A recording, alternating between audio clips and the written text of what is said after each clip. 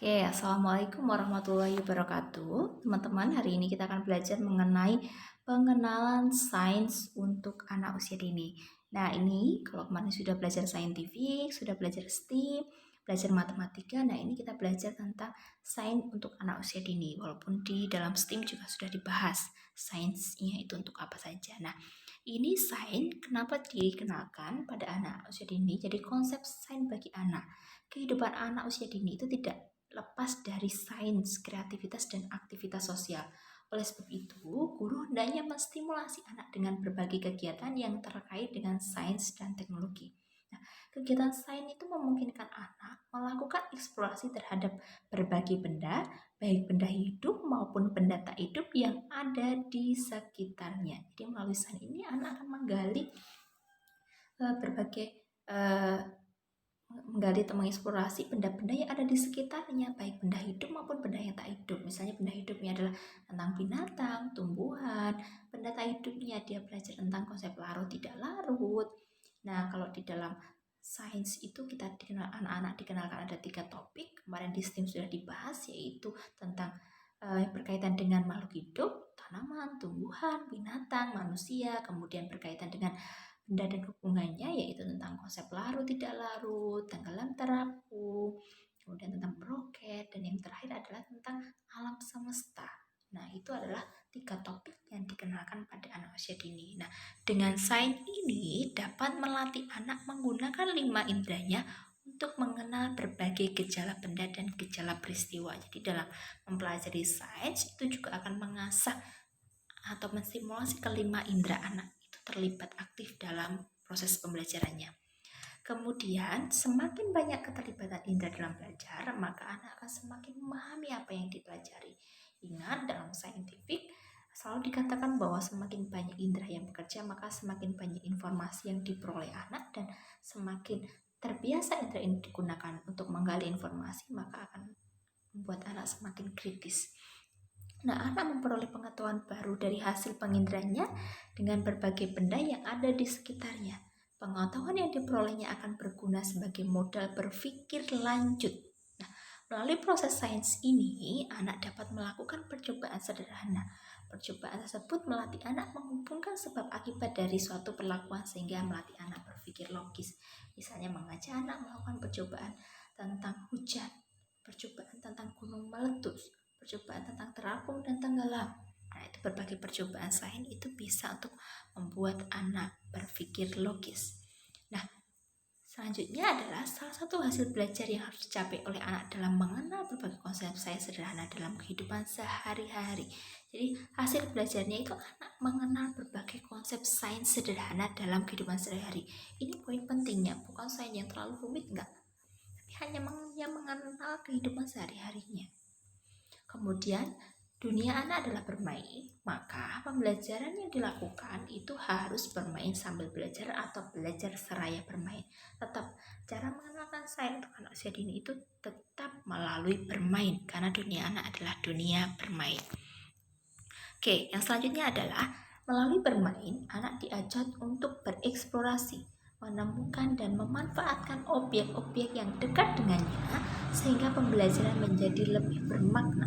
Selain itu, belajar dengan bermain memberi kesempatan kepada anak untuk memanipulasi, menemukan sendiri, mempraktekkan, dan mendapatkan bermacam konsep serta pengertian yang tidak terhitung banyaknya. Jadi, melalui konsep bermain ini sebenarnya ingin mengajak anak untuk dia itu sebenarnya sedang belajar, tapi dia tidak terasa dia sedang belajar. Jadi yang ditekankan adalah dia bermainnya, jadi mengajak anak bermain. Yuk kita bermain membuat hujan, kita bermain untuk membuat gunung meletus. Jadi bermainnya, jadi yang dipikirkan adalah bermainnya, walaupun secara tidak langsung dia sudah belajar tentang konsep sains. Oke, pengembangan sains sederhana diberikan pada anak melalui metode bermain. Nah, sains itu apa? Sains itu adalah proses pengamatan, berpikir, dan merefleksikan kejadian. Sains itu merupakan cara kita berpikir dan melihat dunia di sekitar kita.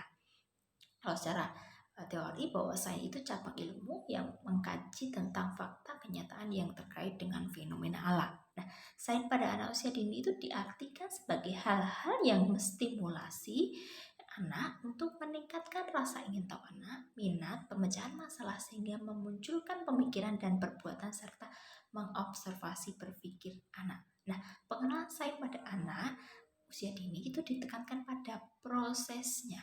Prosesnya itu apa? Proses anak itu menggunakan metode ilmiahnya, yaitu melalui observasi, problem solving, melakukan percobaan, analisa data sederhana untuk menarik sebuah kesimpulan. Jadi dalam mengenalkan sains itu yang ditekankan adalah proses anak, misalnya untuk mengenalkan tentang gunung meletus. Jadi proses anak itu tahu proses terjadinya gunung meletus itu bagaimana toh. Nah, dengan cara melakukan percobaan, dengan dia mengobservasi ini toh proses kerjanya seperti itu. Oke, yang selanjutnya banyak manfaat yang bisa diperoleh jika anak sejak dini dikenalkan sains. Karena sains itu melatih anak bereksperimen, melatih anak untuk memperkaya wawasan dengan mencoba dan mencoba, sehingga sains itu dapat mengarahkan dan mendorong anak menjadi seorang yang kreatif dan penuh inisiatif. Sains itu melatih mental positif anak, berpikir logis, melatih anak bersikap cermat, mengamati, memprediksi, mengambil kesimpulan. Jadi berpikir ilmiahnya itu dapat diterapkan sejak dini. Kalau anak terbiasa berpikir ilmiah sejak dini, biasanya dia akan sangat besarnya itu terbiasa kritis dan berbiasa untuk senang mencari hal-hal baru seperti itu. Nah, tujuannya mengenalkan sains pada anak adalah agar anak itu memiliki kemampuan memecahkan masalah yang dihadapinya melalui penggunaan metode sains, sehingga anak terbantu dan menjadi terampil dalam menyelesaikan berbagai hal yang dihadapinya. Nah, agar anak memiliki sikap ilmiah, agar anak lebih berminat dan tertarik untuk menghayati sains yang berada dan ditemukan di lingkungan dan alam sekitarnya. Kemudian melalui sains ini juga harapannya agar anak itu mendapatkan pengetahuan dan informasi yang lebih baik dan dapat dipercaya melalui kegiatan secara langsung. Topik sains. Jadi topik sains untuk anak ini yaitu mengenal gerak. Gerak itu apa ya? Jadi mengenalkan anak tentang gerak-gerak. Dan bahwa misalnya gerak bahwa benda misalnya mendorong meja itu bisa berpindah tempat karena ada gerak yang mendorongnya, ada gerak.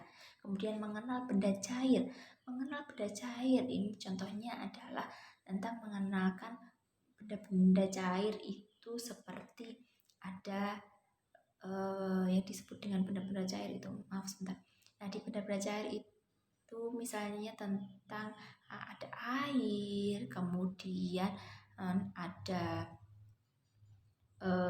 dari misalnya minuman yang cair seperti itu. Kemudian bahwa tentang konsep warna, larut tidak larut, tenggelam dan terapung.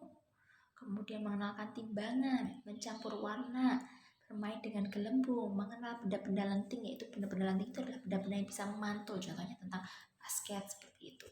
Kemudian yang selanjutnya bermain dengan udara. Jadi misalnya anak-anak dikenalkan tentang balon udara, bisa dikenalkan melalui balon udara. Kemudian dikenalkan bahwa kita itu bernafas menggunakan udara, dan misalnya tentang CO2 bahwa kita meniup balon seperti itu. Karena apa bisa dia besar karena di dalamnya ada udara. Kemudian bermain dengan bayang-bayang, misalnya ketika siang hari anak diajak ke halaman, kemudian dia untuk mengukur bayangannya, seperti itu dengan bantuan temannya.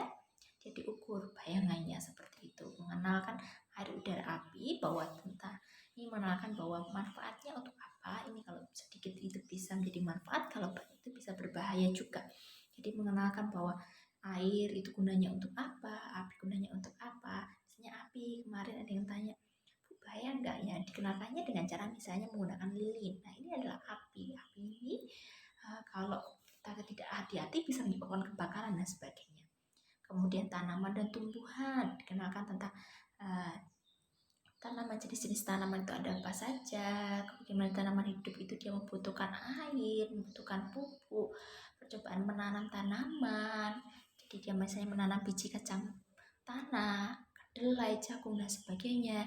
Kemudian alam semesta, dikenalkan tentang alam semesta ini ada bulan, ada bintang, ada planet dan sebagainya. Gejala alam misalnya dikenalkan tentang ada banjir, ada gunung meletus, tanah longsor, gempa bumi, tsunami dan sebagainya dikenalkan. Kemudian binatang itu itu binatang itu cara makannya apa saja, jenis-jenisnya apa saja, cara hidupnya bagaimana dan sebagainya. Kemudian anggota tubuh kita itu ada apa saja. Kemudian magnet itu juga dikenalkan pada anak-anak. Nah, jadi rambu-rambu pengenalan sains adalah bersifat konkret, langsung. Hubungan sebab akibat itu terlihat langsung, memungkinkan anak melakukan berbagai eksplorasi, kemudian memungkinkan anak untuk mengkonstruksi pengetahuan sendiri, memungkinkan anak menjawab persoalan apa daripada mengapa. Jadi kenapa, apa yang bisa dilakukan dengan benda ini ya, seperti itu. Kemudian lebih menekankan prosesnya, menekankan proses pembelajarannya, menyajikan kegiatan yang menarik bagi anak. Kemudian pengenalan sains itu hendaknya dilakukan terpadu dengan disiplin ilmu yang lain. Jadi tadi bisa dikenalkan melalui pendekatan STEAM. Nah, itu tentang rambu-rambu pengenalan sains. Nah, sains dalam K13 terakhir kali konsep sains juga sudah dibahas di saya di KI 3. Ini teman-teman sudah mulai membuka sub 3 Kemendikbud 146, di mana ada mengenal anggota tubuh, fungsi geraknya, mengetahui cara hidup sehat, mengetahui cara memecahkan masalah sehari-hari dan berperilaku kreatif, mengenal benda-benda di sekitar, mengenal lingkungan alam, mengenal teknologi sederhana, kemudian menggunakan anggota tubuh untuk pengembangan motorik kasar, menolong diri sendiri dan hidup sehat, masalah sehari-hari secara kreatif, menyampaikan tentang apa dan bagaimana benda-benda di sekitarnya dikenalnya dan sebagainya. Nah, nanti akan lebih banyak dibahas di dalam kurikulum dan perencanaan pembelajaran, serta kita nanti akan mengulas mengenai Permendikbud setelah ini. Oke, itu. Terima kasih teman-teman. Wassalamualaikum warahmatullahi wabarakatuh.